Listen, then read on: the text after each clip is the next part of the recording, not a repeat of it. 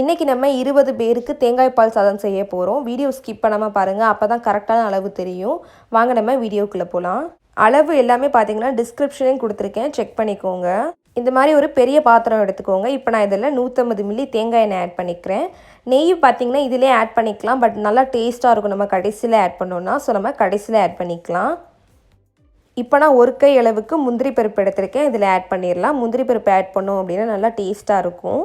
2 பிரிஞ்சி இலை எடுத்திருக்கேன். அதுக்கப்புறம் பார்த்திங்கன்னா பெரிய பட்டைத்துண்டு ஒரு 6 to 7 பட்டைத்துண்டு எடுத்து வச்சுருக்கேன். அதுக்கப்புறம் 15 ஏலக்காய், ஒரு 10 கிராம்பு எடுத்துக்கோங்க. அதுக்கப்புறம் 2 அன்னாசி பூ எடுத்திருக்கேன். இப்போ நம்ம இதில் ஆட் பண்ணிக்கலாம். இப்போ நான் வெங்காயம் ஆட் பண்ணிக்கிறேன். 20 பேருக்கு பார்த்திங்கன்னா நான் ஒரு 2.5 கிலோ அளவுக்கு அரிசி எடுத்திருக்கேன். 2.5 கிலோ அரிசிக்கு பார்த்திங்கன்னா 600 கிராம் நம்ம பெரிய வெங்காயம் எடுத்துக்கணும். இப்போ நம்ம வெங்காயத்தை நல்லா வதக்கிக்கலாம். இந்த மாதிரி 20 பேருக்கு சமைக்கையில் பார்த்திங்கன்னா காலையில் சீக்கிரமாகவே எல்லாத்தையுமே கட் பண்ணி வச்சுடுங்க. என்னென்ன பொருள் தேவையோ அது எல்லாத்தையுமே எடுத்து வச்சிட்டிங்கன்னா நமக்கு சமைக்கிறதுக்கு ரொம்ப ஈஸியாக இருக்கும். இப்போ நமக்கு வெங்காயம் நல்லா வதங்கிருச்சு. வெங்காயம் பார்த்திங்கன்னா கண்ணாடி பாத்திரத்துக்கு தான் இருக்கணும், ரொம்ப வதங்கிடக்கூடாது, ப்ரௌன் கலரில் ஆயிடக்கூடாது. ஸோ இப்போ நமக்கு நல்லா வதங்கிருச்சு. இப்போ நான் இது கூட இஞ்சி பூண்டு பேஸ்ட் ஆட் பண்ணிக்க போகிறேன். நான் வந்து 100 கிராம் இஞ்சியும் 100 கிராம் பூண்டும் எடுத்து அரைச்சி வச்சுருக்கேன், அதை ஆட் பண்ணிக்கிறேன். ரெண்டுமே பார்த்திங்கன்னா சமமாக எடுத்துக்கோங்க. இஞ்சியும் சரி பூண்டும் சரி சமமாக எடுத்து அரைச்சிக்கோங்க. இப்போ நம்ம இஞ்சி பூண்டு பேஸ்ட் வாசனை போகிற அளவுக்கு நல்லா வதக்கிப்போம். 20 பேருக்கு சமைக்கல பார்த்திங்கன்னா கண்டிப்பாக நிறையா பாத்திரம் இருக்கும், குப்பையும் சேரும். நம்ம இந்த காய்கறி கட் பண்ணையிலே பார்த்திங்கன்னா எல்லாத்தையுமே க்ளீன் பண்ணிட்டீங்க அப்படின்னு நமக்கு ரொம்ப ஈஸியாக இருக்கும். சமைக்க வரையில் டைமும் நமக்கு ரொம்ப ஆகாது, டக்குன்னு நம்ம செஞ்சிடலாம். இப்போ நான் இதில் பச்சை மிளகாய் ஆட் பண்ணிக்க போகிறேன். நான் ஒரு 10 பச்சை மிளகாய் எடுத்திருக்கேன், 2ஆக கட் பண்ணியிருக்கேன். உங்கள் காரத்துக்கு தகுந்த மாதிரி நீங்கள் ஆட் பண்ணிக்கோங்க. காரம் கூட வேணும் அப்படின்னா நீங்கள் கூட ஆட் பண்ணிக்கலாம், இல்லை கம்மியாக வேணும் அப்படின்னா கம்மியாக ஆட் பண்ணிக்கோங்க. இப்போ நான் தக்காளி ஆட் பண்ணிக்க போகிறேன். 2.5 கிலோ அரிசிக்கு பார்த்திங்கன்னா 1/2 கிலோ அளவுக்கு தக்காளி எடுத்துக்கோங்க. இப்போ நம்ம இதை நல்லா வதக்கிப்போம். இப்போ நம்ம பாதி அளவுக்கு தேவையான அளவு உப்பு ஆட் பண்ணிக்கலாம். எல்லா உப்பையுமே இப்போயே ஆட் பண்ணிக்காதீங்க, நம்ம தேங்காய் பால் ஆட் பண்ணையில் எவ்வளோ தேவையோ அந்தளவுக்கு உப்பு ஆட் பண்ணிக்கலாம். இப்போ வந்து இந்த வெங்காயம் தக்காளி பச்சை மிளகாய் இதுக்கு தேவையான அளவு உப்பு ஆட் பண்ணிக்கோங்க.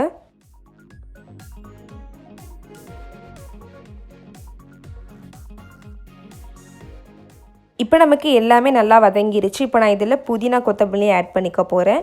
1 கட் அளவுக்கு புதினாவும் கொத்தமல்லியும் எடுத்துக்கோங்க. நல்லா தண்ணியில் க்ளீன் பண்ணிவிட்டு ஆட் பண்ணிக்கோங்க.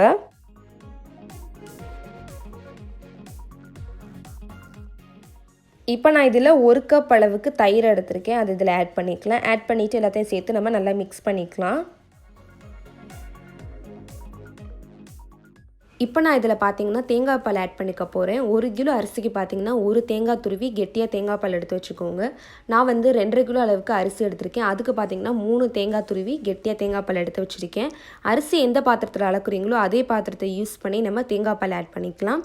நான் இந்த பாத்திரத்தை யூஸ் பண்ணி தான் அரிசி அளந்திருக்கேன். ஸோ அதனால் இந்த பாத்திரத்தை யூஸ் பண்ணி நான் தேங்காய் பால் ஆட் பண்ணிக்க போகிறேன். 1.5 கப் அளவுக்கு நம்ம தேங்காய் பால் ஆட் பண்ணிக்கலாம். இந்த ஸ்டேஜில் நம்ம உப்பு செக் பண்ணிக்கலாம். உப்பு பார்த்திங்கன்னா கொஞ்சம் அதிகமாகவே இருக்கணும், அப்போ தான் கரெக்டாக இருக்குன்னு அர்த்தம். இப்போ எனக்கு கொஞ்சம் பத்தலை, அதனால் நான் ஆட் பண்ணிக்க போகிறேன். ஸோ இந்த ஸ்டேஜில் உப்பு செக் பண்ணிக்கோங்க. கொஞ்சம் அதிகமாகவே இருந்தால் தான் நல்லாயிருக்கும், கரெக்டாக இருக்கும் நம்ம சாதம் எல்லாம் வேகிறதுக்கு. இப்போ நான் உப்பை ஆட் பண்ணிவிட்டேன். ஆட் பண்ணிவிட்டு இப்போ நம்ம இது ஒரு மூடி வச்சிடலாம். ஒரு 10 மினிட்ஸ்க்கு இது மூடி இருக்கட்டும். நல்லா கொதித்த பிறகு நம்ம சாதத்தை ஆட் பண்ணிக்கலாம்.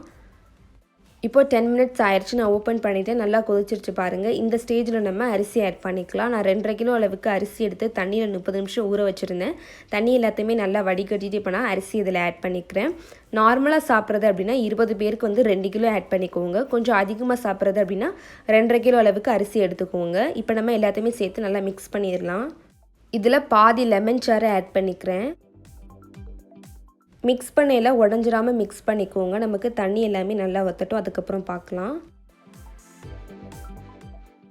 இப்போ தண்ணி எல்லாமே நமக்கு நல்லா வற்றிருச்சு பாருங்கள். மிக்ஸ் பண்ணையில் பார்த்திங்கன்னா உடச்சிராமல் மிக்ஸ் பண்ணிக்கோங்க. இப்போ நமக்கு லாஸ்ட்டாக தம் மட்டும்தான் போடணும். ஆல்மோஸ்ட் நமக்கு தேங்காய் பால் சாதம் ரெடி ஆயிடுச்சு.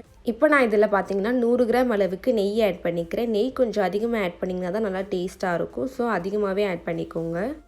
நெய் ஆட் பண்ணிவிட்டு எல்லாத்தையுமே நல்லா மிக்ஸ் பண்ணிடுங்க. மிக்ஸ் பண்ணியெல்லாம் அரிசியை உடச்சிடாமல் மிக்ஸ் பண்ணிக்கோங்க. இப்போ நல்லா சமப்படுத்திட்டு நம்ம தம் போட்டுடலாம். இப்போ நம்ம இதில் கொஞ்சமாக புதினா கொத்தமல்லி ஆட் பண்ணிக்கலாம். இப்போ நான் தம் போடுறதுக்கு பார்த்தீங்கன்னா நியூஸ் பேப்பர் யூஸ் பண்ணுறேன். நீங்கள் நார்மலாக வாழையில கூட யூஸ் பண்ணிக்கலாம். நியூஸ் பேப்பரை வச்சு மேலே நல்லா பாத்திரம் ஃபுல்லாக கவர் ஆகிற மாதிரி மூடிக்கோங்க. அதுக்கப்புறம் மேலே மூடியை வச்சுருங்க. மூடியை வச்சுட்டு இப்போ நம்ம இதுக்கு மேலே ஒரு கனமான பாத்திரம் வச்சுக்கலாம். இப்போ நான் வெயிட்டுக்கு பார்த்தீங்கன்னா உரல் எடுத்து வச்சுருக்கேன். இப்போ நம்ம இதை ஒரு 30 மினிட்ஸ்க்கு அடுப்பை சிம்மில் வச்சுட்டு நம்ம அதுக்கப்புறம் பார்க்கலாம். இப்போ 30 மினிட்ஸ் ஆயிடுச்சு. நான் அடுப்புலேருந்து கீழே இறக்கி வச்சுட்டு நம்ம ஓப்பன் பண்ணி பார்க்கலாம் எப்படி இருக்குன்னு. பாருங்கள், சூப்பராக வந்திருக்கு. நல்லா உதிரியாக நல்லா சாதம் எல்லாமே நல்லா வெந்திருக்கு பாருங்கள். ரொம்ப ஒரு சிம்பிளான ரெசிபி தான். 20 பேருக்கு தாராளமாக இது பத்தும். நான் டிஸ்கிரிப்ஷனில் எல்லா அளவுமே கொடுத்துருக்கேன். ஏதாவது டவுட்ஸ் இருந்தால் அங்கேயும் செக் பண்ணி பாருங்கள். இது கூட பார்த்தீங்கன்னா நான் தால்ச்சாவும் சிக்கன் கிரேவியும் செஞ்சேன். அதை நான் வீடியோ எடுக்கல. ஸோ தால்ச்சா சிக்கன் கிரேவி வச்சு சாப்பிட்டோம்னா அவ்வளோ டேஸ்ட்டாக இருக்கும் தேங்காய் பால் சாதத்துக்கு கூட. ஸோ கண்டிப்பாக உங்களுக்கு பிடிச்சிருக்குன்னு நினைக்கிறேன். பிடிச்சிருந்தா லைக் பண்ணுங்கள். உங்கள் ஃப்ரெண்ட்ஸுக்கு பார்க்கணுச்சிங்கன்னா மறந்துடாமல் அவங்களுக்கும் ஷேர் பண்ணிடுங்க. சேனலுக்கு புதுசாக இருக்கீங்கன்னா மறக்காமல் சேனலை சப்ஸ்கிரைப் பண்ணி வச்சுக்கோங்க. கூட இருக்கிற பெல் ஐக்கானே கிளிக் பண்ணிக்கோங்க.